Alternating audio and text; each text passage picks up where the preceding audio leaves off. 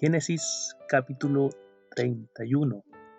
En este capítulo nos encontramos con que Jacob, después que había comenzado a trabajar para tener sus propios animales, el Señor le bendice en gran manera, y lo que sucede es que los hijos de Labán ya empiezan a decir que Jacob se había apoderado de todas las riquezas de su padre, Labán.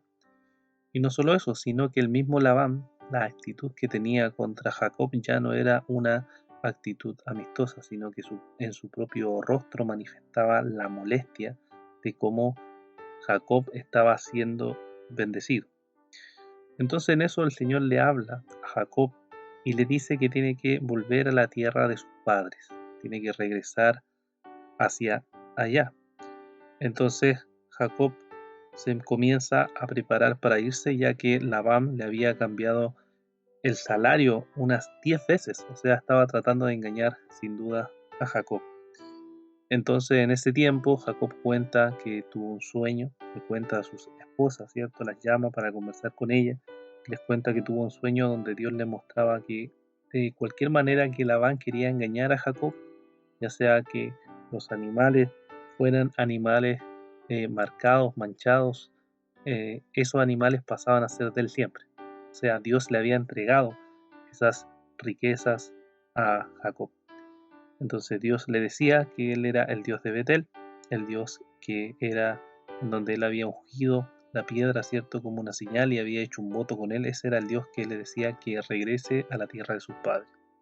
Entonces Raquel y Lea, al escuchar estas cosas, le responden si acaso ellas tienen parte o herencia con su padre, ¿no? Es verdad que el padre ya las trata también como extranjeras, entonces mejor que simplemente tomen todas las cosas, sus hijos y todos, y se vayan. Entonces Jacob reúne todas las cosas que tenía en ese tiempo y decide irse de ese lugar. Se va sin decirle a Labán porque tenía temor, como después lo va a confesar más adelante en el capítulo, de que Labán lo expulsara con las manos vacías e incluso le quitara por la fuerza a sus propias hijas, esposas y también a sus propios hijos. Entonces se van. Entre ese momento en que se van a ir, Raquel nos cuenta la escritura, roba al oído los domésticos de su padre y entonces emprenden este viaje. Cuando están viajando, al tercer día aproximadamente, se entera Labán de que Jacob y todos habían huido, entonces comienza a perseguirlo. En ese momento en que Labán comienza a perseguir a Jacob, Dios se le aparece en sueños y le dice que le hable ni bien ni mal a Jacob. O sea, como dice otras versiones, no le hable de forma irrespetuosa y tampoco le amenace o cosas así, ¿cierto? El Señor le habla a Labán para proteger a Jacob de la forma en que él lo va a hablar o se va a dirigir a Jacob. Entonces Labán alcanza a Jacob con sus hombres, llegan donde él estaba y entonces comienzan a recriminar a Labán y decirle por qué hizo eso, por qué se fue sin avisar, por qué se fue para que lo despidieran con alegría, por qué no le permitió besar a sus hijos y a sus hijas, sino que había obrado de forma necia. Le dice que él podía fácilmente hacerle daño, pero el Dios, su Dios, le había aparecido y le había advertido que tuviera cuidado en cómo le habla a Jacob. Entonces Labán le recrimina que se habían robado su ídolo. Jacob, molesto, le dice que revise todo el lugar si quiere y busque sus ídolos, y donde lo encuentre, sin duda la persona tenía que morir. Revisa por todo lugar y cuando va a revisar a Raquel, que se había llevado los ídolos, ella se sienta encima de los ídolos y le dice que está, cierto, en su periodo de menstruación, por tanto no se podía levantar, mintiendo nuevamente después de haber engañado y robado los ídolos. Y como no lo encuentra, entonces Jacob comienza a responderle a Labán, le empieza, como podríamos decir en buen chileno, a sacar en cara todo lo que él había hecho para él y cómo era injusto lo que él estaba tratando de hacer, cómo había servido 14 años, cómo había trabajado y había cuidado sus ovejas, cómo se había esforzado en todo este tiempo, y si no fuera por su Dios, ciertamente él piensa que hubiera sido mandado con las manos vacías, pero Dios había visto su aflicción y había hecho justicia. Entonces Labán le responde a Jacob diciéndole que todo lo que él tiene es de él, ¿cierto? Mostrando un poco aquí la actitud de Labán todavía, que dice, bueno, esto es mío, pero ya, hagamos un pacto entre tú y yo que sirva de testimonio. Entonces toman piedras, ¿cierto? Las recogen. Jacob toma esta piedra y le dice a sus parientes que recojan piedras, las juntan en un montoncito y hablan de que este montón de piedras es testigo entre él y Labán. Entonces después están este tiempo juntos.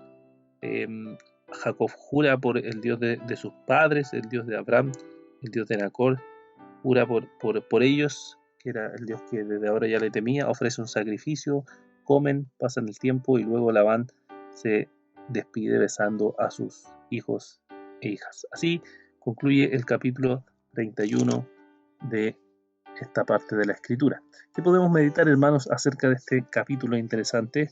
Podemos pensar primero que los hijos de Labán, como ya no querían a Jacob y pensaban que se había enriquecido aparte por parte de él de una manera para ellos obviamente injusta. Sin embargo, podemos ver que el Señor es quien estaba con Jacob, y esto es muy importante porque el Señor le había dicho vete a la casa de tus padres, también le había mostrado en un sueño que tenía que irse a las casas de sus padres y le mostraba y le decía que yo estoy contigo.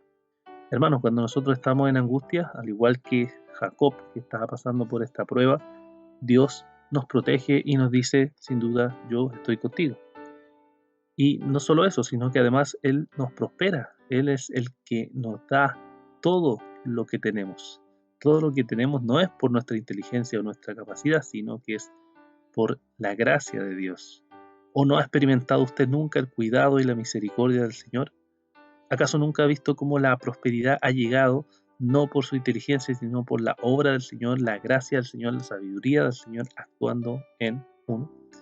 De ahí proviene, hermano, todo. Proviene del Señor. Así como Jacob vio la mano de Dios, nosotros podemos ver eso a través de nuestra propia vida, a través de las cosas que hemos adquirido. Ha sido simplemente la gracia de Dios y Dios diciéndonos yo estoy contigo, hijo mío.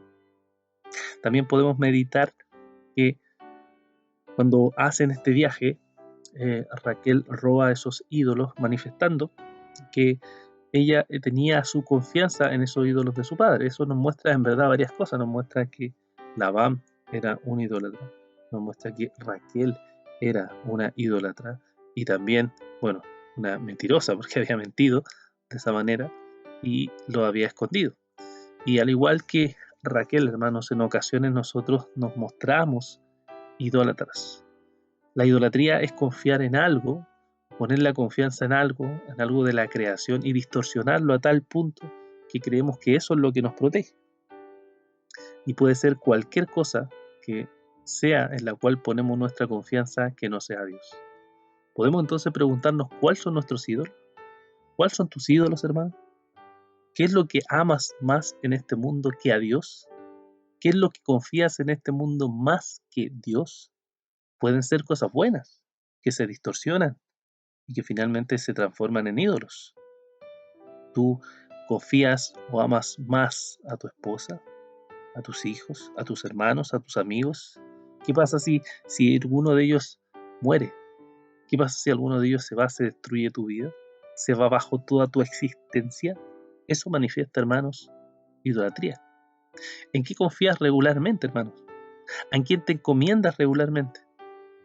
¿Dónde estás descansando? Cuando tú respondas a esas preguntas y te sientes a analizar las respuestas que das, va a poder manifestar y va a poder darte cuenta entonces cuáles son tus ídolos, que al igual que Raquel, te los llevas cada momento, en cada viaje, y confías y descansas en ellos. ¿Cuáles son, hermanos, tus ídolos? Para resolver el conflicto, finalmente vemos en este capítulo que Labán y Jacob hacen un pacto juntos. Labán exige no hacer daño a sus hijas y Jacob jura delante del Dios de su padre, el Dios de Abraham, y hay un sacrificio, comen y se alegran. La Biblia muestra esto muchas veces. La Biblia está llena de pactos, hermanos. ¿Por qué? Porque era la manera en que se establecían los acuerdos formales en el mundo antiguo e era muy importante para las personas. E incluso se mostraba las consecuencias que habían cuando no se cumplía con los pactos que se establecían. Y habían pactos entre hombres, pero también hay pactos divinos, donde el Señor establece un pacto con el hombre. Pero el pacto más importante, aunque todos apuntan a este pacto, que es el pacto de gracia, que es el pacto de nuestro Señor Jesucristo, es ese pacto realizado por el Señor en donde es unilateral, o sea, Cristo paga por nuestros pecados. Cristo establece un pacto desde la eternidad para morir en nuestro lugar y darnos la salvación. Y el sacrificio es nada más y nada menos que el mismo. El sacrificio de ese pacto es Jesucristo muriendo en la cruz del Calvario para resolver el mayor problema que tenemos en este mundo. Es el problema que tenemos con Dios, que éramos enemigos de Dios, que éramos personas que vivíamos contrario a la voluntad de Dios y no había forma en que nosotros podríamos salvarnos. Alguien tenía que pagar y ese alguien fue nuestro Señor Jesucristo. Él murió en la cruz y estableció este nuevo pacto maravilloso y glorioso, el cual nos permite acercarnos al Dios santo, puro y bueno por medio de la obra de nuestro Señor Jesucristo. Que esto, Señor, que estos hermanos nos lleve a alabar a nuestro Señor y exaltarlo cada día. Que el Señor es bendito.